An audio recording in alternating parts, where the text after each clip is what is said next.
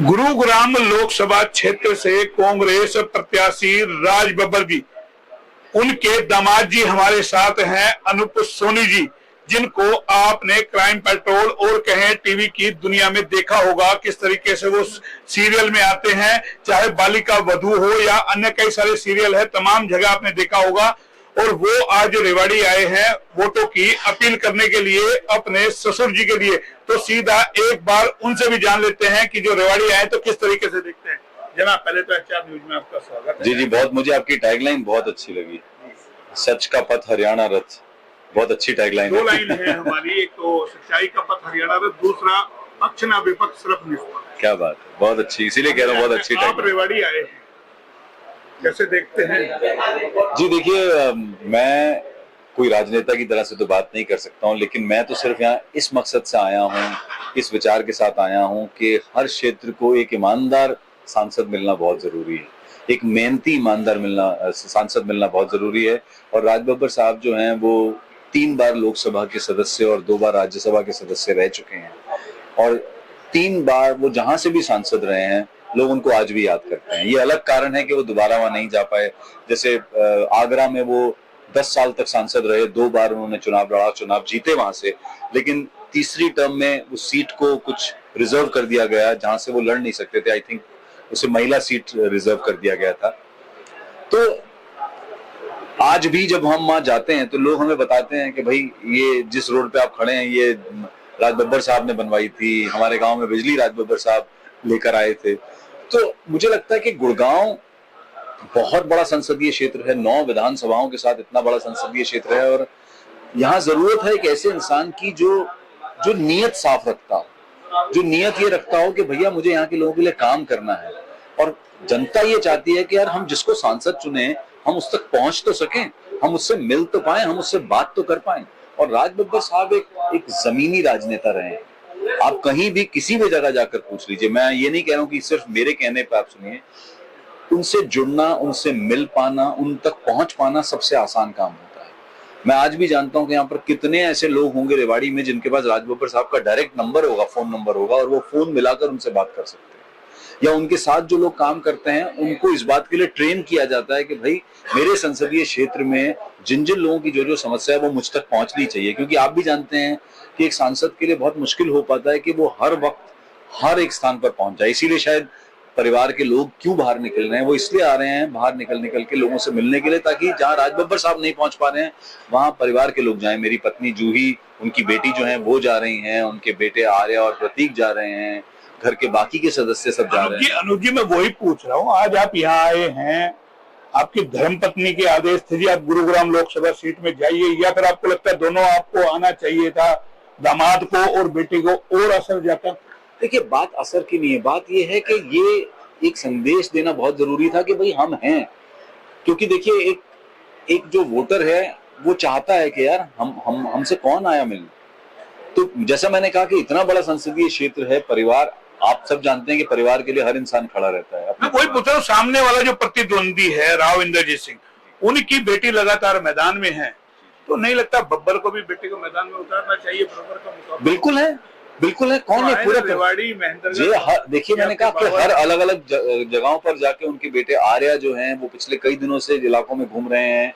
मेरी पत्नी और उनकी बेटी जूही जो है वो हर इलाके में जहां जहां हो सकता है वो जा पा रही है। क्योंकि देखिए, एक बहुत बड़ा संसदीय क्षेत्र है और सबको कोशिश की जा रही है कि तुम यहाँ जाओ, तुम यहाँ। इसीलिए मैं और मेरी पत्नी साथ नहीं घूम रहे हैं।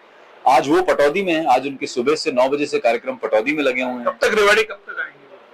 जी, मुझे उनका कार्यक्रम नहीं पता है कि कल परसों में क्या होने वाला है, लेकिन रोज हमारा कार्यक्रम। इतना तो धर्मपत्नी का ध्यान है। मुझे उनका ध्यान रखने की जरूरत नहीं है, वो अपने कार्यक्रम बनवा रही हैं, उन्हें पता है इस क्षेत्र के बारे में कहाँ का। जैसे मैं उस दिन सोना मार्केट में गया, व्यापारियों से मिला, कल मैं क्या कहते हैं ताबड़ू में जाने वाला हूँ। तो हम सबके अपने अपने प्रोग्राम और कोशिश, जैसा मैंने कहा ना कि आप तक भी पहुंचा जाए, इन तक भी पहुंचा जाए, सब तरफ पहुंचने की कोशिश की जा रही है, और पूरा परिवार यहाँ पर आया। एक जैसे राज बब्बर आते हैं यहाँ पे, जैसे और बताता हूँ आपको, ये पहली बार नहीं है कि हम राज बब्बर जी के लिए प्रचार करने आए हैं। नहीं, वो तो मुझे पता, पहले 2014 में भी गए थे, 2019 पहले भी।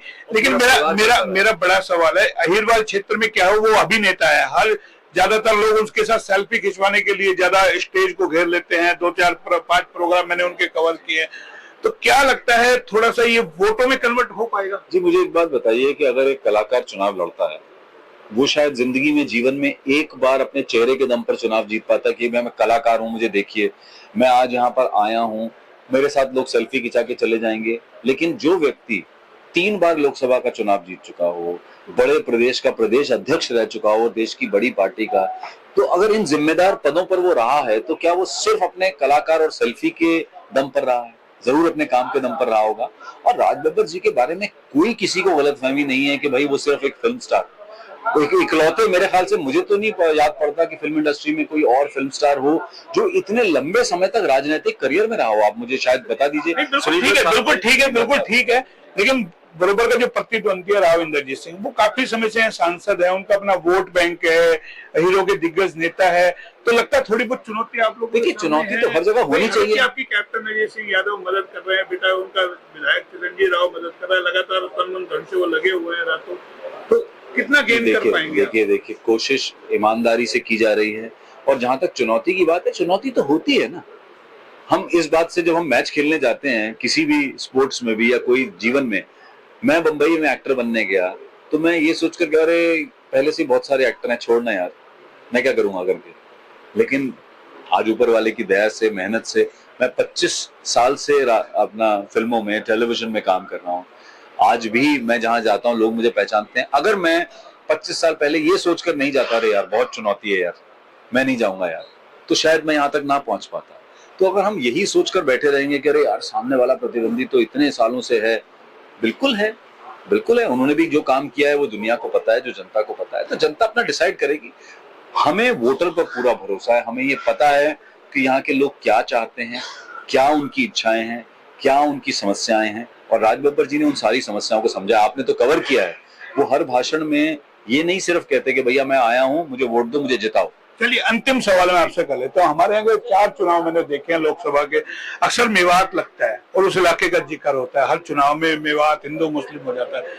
पहला चुनाव में देख रहा हूं, क्योंकि पंजाबी समुदाय से राज बब्बर आते हैं, इस बार केंद्र में पंजाबी ज्यादा आ गए, मेवात कहीं पिछड़ गया। क्योंकि मैं बताऊं, मुझसे आप गलत आदमी से सवाल पूछ रहे हैं।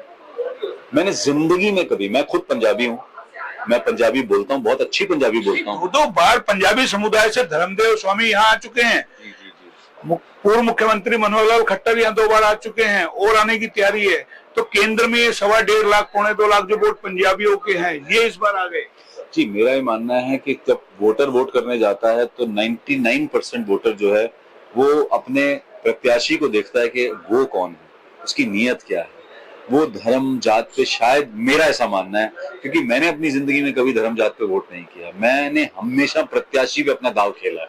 लेकिन भाजपा तो खेलती है अक्सर। देखिए के बयान आप देख रहे हो, देखिए मेरा मैनिफेस्टो को लेकर के कहा मुस्लिम लीग की आती है, उसके अंदर फिर बात के अंदर कहा कि वो आपकी भैंस ले जाएंगे, मंगलसूत्र ले जाएंगे। बड़े लोग हैं, बड़े राजनेता हैं, एक्सपीरियंस्ड लोग हैं, तो हर आदमी की अपनी एक सोच होती है, अपनी एक विचारधारा होती है, तो वो उनको जैसा वो चाहे। हम यहाँ पर आए हैं, हम ये कहने आए हैं कि भैया अपने लिए एक ईमानदार प्रत्याशी चुनो, और हम ये कहते हैं कि राज बब्बर साहब एक ईमानदार मेहनती प्रत्याशी हैं। और जैसे उन्हें बाहरी कहा जाता है ना, हर बार ये बड़ा आसान होता है किसी को ये कह देना। अब मैं बंबई में कोई बाहर से एक्टर आएगा तो हम उसको ये कहते हैं, अरे तुम तो बाहर से आए हो भाई, है ना, तुम काम नहीं कर सकते। लेकिन आप देखिए बंबई में ऐसे लोग काम कर रहे हैं जिन्होंने शायद जिंदगी में, मैं जब बंबई में एक्टर बनने गया था, हमारा ये कोई सवाल नहीं होता, बाहरी वाला मैं सवाल नहीं मानता, क्योंकि जाहिर है चुनाव तो घर से बाहर जाके लड़ा, बिल्कुल, और वो बाहर दिख रहे हैं, सबसे बड़ी बात ये।